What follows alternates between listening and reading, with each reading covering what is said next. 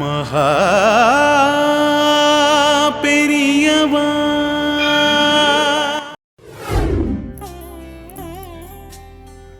ஒரே சமயத்துல பெத்தவா 2 பேரையும் பறி கொடுத்துட்டு நிக்கிறானே, பரிதாபமா இருக்கு. பழசெல்லாம் கலர வேண்டாம்.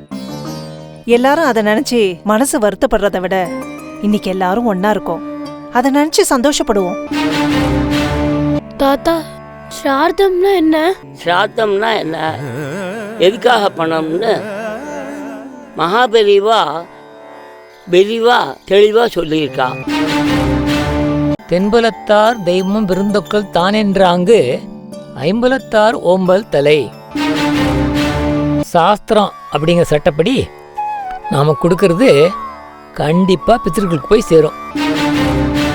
சன்னியாசிகளுக்கு இந்த மாதிரியான கர்மானுஷ்டானங்கள் எதுவும் கிடையாது. அக்னி சம்பந்தப்பட்ட காரியங்கள் அவளுக்கு அப்பளையும் ஆகாது.